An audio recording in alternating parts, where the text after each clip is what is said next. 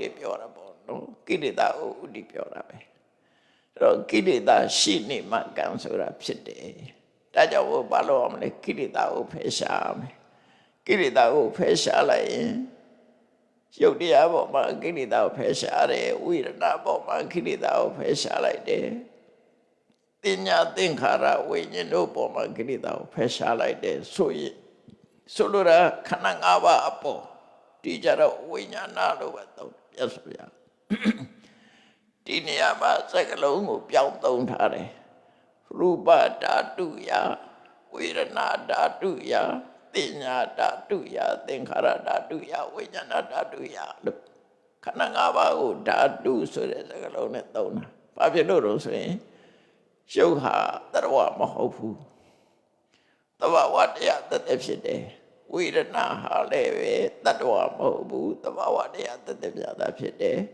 တင်ညာဆိုတာလည်းတတ္တဝမဟုတ်ဘူးတဘာဝတရားတသက်ပြတာဖြစ်တယ်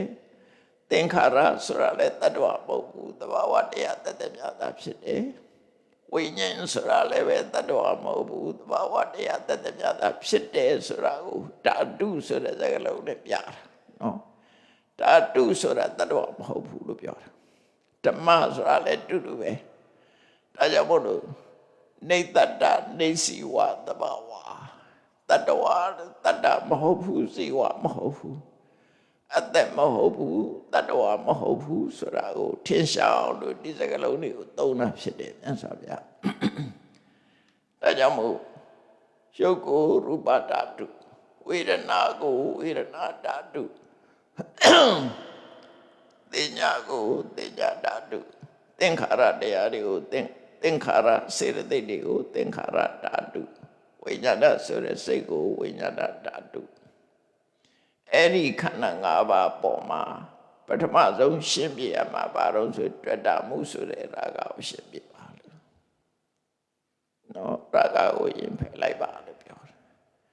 ဖယ်နေအောင်ကြိုးစားတရားထုတ်တယ်ဆိုတာအဲ့ဒါပဲရုပ်ကိုရုပ်တဘာဝရုပ်ကိုသိပြီဆိုရင်အဲ့ဒီပေါ်မှာတွေ့တာမှုဖယ်နိုင်တယ်ဝေဒနာကိုဝေဒနာတဘာဝအနေနဲ့သိပဲဆိုရင်တွေ့တာမှုဖယ်ရှားနိုင်တယ်တင်ညာဆိုတာလည်းတင်ညာရဲ့တဘာဝကိုသိပြီးဖယ်ရှားလို့ရတယ်သင်္ခါရလည်းသင်္ခါရတဘာဝကိုသိပြီးတော့ဖယ်ရှားလို့ရတယ်ဝိညာဏမှာလည်းဝိညာဏရဲ့တဘာဝကိုသိပြီးတော့ဖယ်ရှားဆိုလိုတာခန္ဓာ၅ပါးရဲ့မူလတဘာဝတွေကိုသိရှိနားလည်ပြီးအဲ့ဒီပေါ်မှာကိလေသာမဖြစ်အောင်တားဆီးရမယ်လို့ပြောတာနော်အဲ့လိုတားဆီးလိုက်တော့ဘာဖြစ်တော့ဆိုလို့ရှိရင်ရာခတပဟာနာဝိစိစတိအာရမဏဖယ်လိုက်တာနဲ့တပြိုင်နက်အကြောင်းတရားဆိုတာမရှိတော့နော်ရာဂကိုပယ်လိုက်တာနဲ့နော်ကံတရားဖြစ်စေနိုင်တဲ့အကြောင်းတရားမရှိတော့လို့ဆိုလို့ကိလေသာនិရောဓိကမ္မនិရောဓောကိလေသာချုပ်ရင်ကံချုပ်တယ်ဆိုတဲ့စကားနော်အဲ့ဒါဘာနဲ့တူတော့ဆိုရင်ပရိစ္ဆေသမုပ္ပါဒ်မှာလည်းဒီတိုင်းပဲလေအဝိဇ္ဇာယတွေဝအတိတဝိရာဂនិရောဓသင်္ခါရនិရောဓောအဝိဇ္ဇာအကျွမ်းမဲ့ရတ္တပဲနဲ့ချုပ်ငိမ့်သွားလို့ရှိရင်သင်္ခါရဆိုတဲ့ကံတွေချုပ်တယ်အဲ့ဒါနဲ့တစ်ဆက်တည်းပဲတူတူပဲနော်မြတ်စွာဘုရားဟောတဲ့သဘောတူတူပဲဒါကြောင့်မို့ခန္ဓာ၅ပါးပေါ်မှာရာဂကိလေသာချုပ်ငိမ့်သွားလို့ရှိရင်သူကကံတရားဆိုတာမဖြစ်တော့ဘူးကံတရားရဲ့တရားအာယုံမဖြစ်တော့ဘူးလို့ပြောတာရုပ်ကိုအကြောင်းပြုပြီးတော့ကုသိုလ်ကံအကုသိုလ်ကံမဖြစ်တော့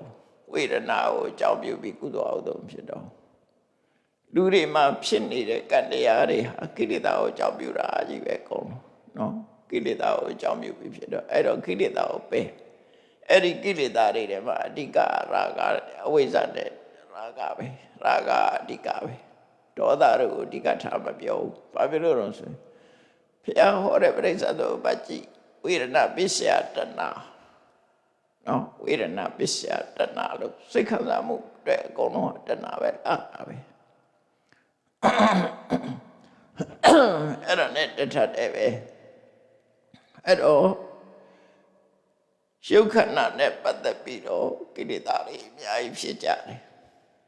တွေ့တာမှုကိုကြောင့်ပြုပြီးတော့ကံတရားတွေအများကြီးလုပ်ကြတယ်နော်ကံတရားတွေအများကြီးလုပ်ကြတယ်ကိုကာကွယ်ဖို့ကိုအသားကိုအထိမခံနိုင်လို့ဆိုတဲ့အတွေ့တွေနဲ့သူများကိုရလောက်တာကိုမြတ်တို့ကာကွယ်မှုကြောင့်ကာကွယ်ဖို့အတွက်နော်အကုသိုလ်လုပ်တွေလုပ်ကြတယ်ကိုယ့်ရဲ့စိတ်ခံစားချက်ကိုမစွန့်လွတ်နိုင်လို့အကုသိုလ်တွေလုပ်ကြတယ်ကိုယ့်ရဲ့အမှတ်တင်ညာကိုအကြောင်းပြုပြီးတော့အကုသိုလ်တွေလုပ်ကြတယ်ဒါကိလေသာကိုအကြောင်းပြုပြီးကံတွေဖြစ်နေတာကိုပြောတယ်နော်အဲ့တော့အကျဉ်းချုပ်ပြောလို့ဆိုရင်ခန္ဓာ၅ပါးသည်ကိလေသာရဲ့အာယုပဲဖြစ်တယ်အဲ့ဒီကိလေသာဖြစ်တိုင်းကံတရားတွေကရောက်လာတယ်နော်ကံတရားလောဘဖြစ်ရင်လည်း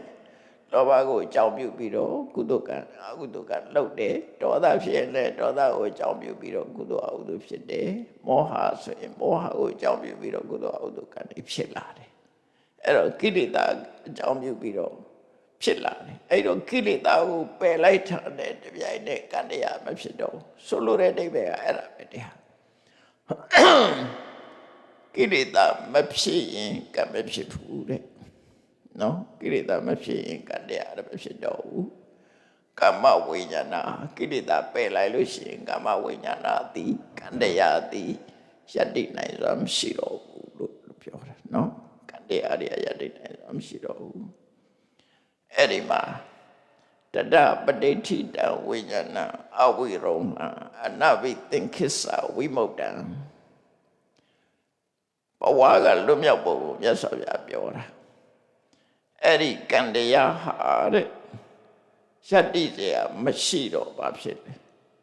စီကမလာတော့ဘူးယတ္တိလို့မရတော့ဘူးကြီးထွားမလာတော့ဘူးကြီးထွားမလာတဲ့အခါမှာဘဝတစ်ခုကိုဖန်ဆင်းနိုင်ဆိုမရှိတော့ဘူးတတနော်အနပိသင်္ခိစ္ဆာဆိုတာအပိသင်္ခစ္ဆာဆိုတာဘဝကိုဖန်တီးတာ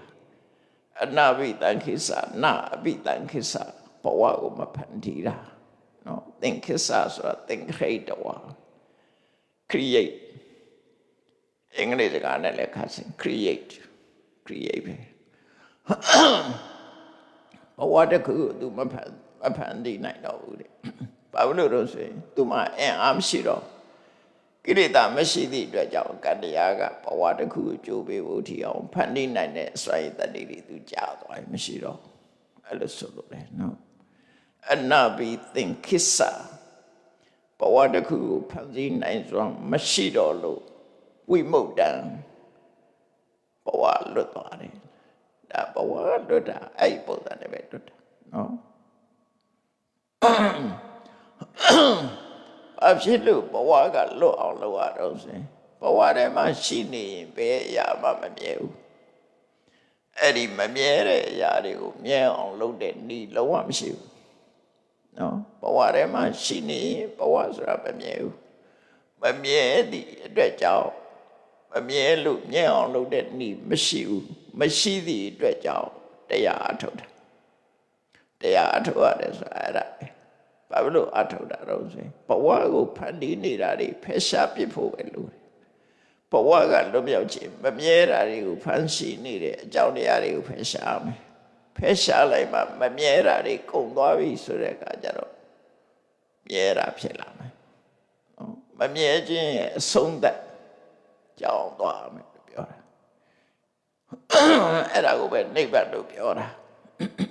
သင်္ခါရတရားတွေကုန်သွားလို့ရှင်သင်္ခါရဆိုတာသဗ္ဗသင်္ခါရအိဋ္ဌာပဲလေပဲသင်္ခါရပဲဖြစ်ဖြစ်ပြုပြင်ဖန်တီးထားတဲ့အကြောင်းပေါ်မှာမိတည်ပြီးတော့ဖြစ်နေတဲ့သင်္ခါရတရားတွေဟာတခုမှမမြဲဘူးအဲ့ဒီမမြဲသည့်အတွက်ကြောင့်တရားကျင့်ရတယ်။ဘာကြောင့်တရားကျင့်တာတော့မမြဲတာတွေကိုဆုံးသတ်ဖို့အတွက်တရားကျင့်တာဒါပြင်တရားမကျင့်ဘဲနဲ့မမြဲတာတွေကိုမြဲအောင်လုပ်လို့မရဘူးလားဆိုမရဒီလမ်းမရှိဘူးနော်မမြဲတဲ့သင်္ခါရကိုမြဲအောင်လုပ်တဲ့ဒီလမ်းမရှိဘူးဒါပဲလို့လူတွေကတော့မသိအောင်ဖိုးထိုးကြတယ်ဓာတ်လုံးတွေဆောင်းကြတယ်ပြတောက်တယ်နော် အင်ချတယ်တော့လုပ်နေကြတာပဲတို့တော့မပြေဘူးဆိုတာမရဘူးဘုရားတော်မှာမြတ်စွာဘုရားရဲ့ခန္ဓာတော်မမြဲဘူးလေဘဝဆိုတာတမန်ပုဂ္ဂိုလ်ရဲ့ခန္ဓာသို့တော်လူတွေကမြဲခြင်းတာမြဲခြင်းဒီအတွက်ကြောင့်စိတ်ကူးတယ်မှာတော့ဘုရားဆိုတာဒီယန္နာပုဂ္ဂိုလ်ဟာသိပြီးလို့ရှိရင်အမတန်သိမ်မွေးတဲ့ဘဝရှိတယ်လို့ယူဆတဲ့ပုဂ္ဂိုလ်တွေလည်းရှိသေးတယ်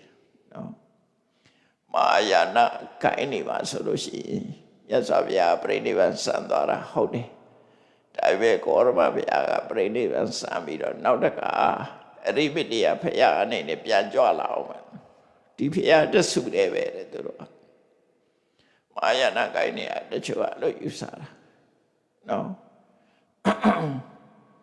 ဟိန္ဒူရဲ့အတွေ့တွေဝင်လာထာဝရမြဲတယ်ဆိုတဲ့အယူဆအဲ့တော့သူတို့အယူဆပြောမယ်ဆိုရင်ကင်းကဝလူသဲစုဘကပွင့်နေဖျားဆိုတာတဆုတယ်ပဲဒီကိုတော့ပဲထထကြွလာနေတယ်ဆိုတဲ့အဓိပ္ပာယ်ပဲနော်နေမနာကာယတဲ့ဖန်ဆင်းပြီးတော့လာတာဖန်ဆင်းပြီးတော့ပြတာတကယ်မဟုတ်ဘူးလို့ဆိုတယ်သူတို့ကဒါအယူဆတွေကိုပြောပြတာသို့တော့မြတ်စွာဘုရားရဲ့အစစ်ကဟောတဲ့တရားအစစ်ကသဗ္ဗေသင်္ခါရအိဋ္ဌာဖန်တီးထားတဲ့ဘဝအလုံးသင်္ခါရအလုံးဒီဖြစ်ပြီးပြောက်ွယ်သွားမှာပဲဘယ်တော့မှမမြဲဘူးအဲ့လိုမမြဲခြင်းကြောင့်တရားကျင့်မှုလိုအပ်တယ်တရားကျင့်တာဟာမမြဲတာကိုမြဲအောင်လုပ်ဖို့မဟုတ်ဘူးမမြဲတာတွေကိုအဆုံးသတ်ဖို့ဖြစ်တယ်အဲ့ဒီမမြဲတဲ့အရာတွေကိုမြတ်စွာဘုရားကဒုက္ခလို့သတ်မှတ်ပေးတာနော်ဒါကြောင့်မို့ဟောတဲ့ကမြတ်စွာဘုရားကငါကလောကမှာအရှိတရားအနေနဲ့ပြောတာနှစ်ခုပဲဒုက္ခနဲ့ဒုက္ခនិရောဓဒီနှစ်ခုပဲပြောတာဒုက္ခရှိတယ်အဲ့ဒီဒုက္ခချုပ်ငြိမ်းတယ်ဆိုတာရှိတယ်ဒီနှစ်ခုပဲလောကမှာရှိနေတာမှန်သမျှယုတ်ဝေဒနာသင်္ခါသင်္ခါရအလုံးကိုချုပ်ပြီးတော့ခေါ်လိုက်ဒုက္ခလို့ပြောတာနော်ဒုက္ခလို့ပြောတာတခါတည်းကျတော့သင်္ခါရလို့ပြောတာတူတူပဲဒါတရားဘာကြောင့်ဒုက္ခလို့ဆိုယရဒိဋ္ဌတဒိဋ္ဌမမြဲလို့ဒုက္ခလို့ပြောတာလူတွေညီတဲ့ဒုက္ခနဲ့မတူဘူးဒါမမြဲတဲ့ဒုက္ခပြောတာနော်အဲ့တော့ဒီ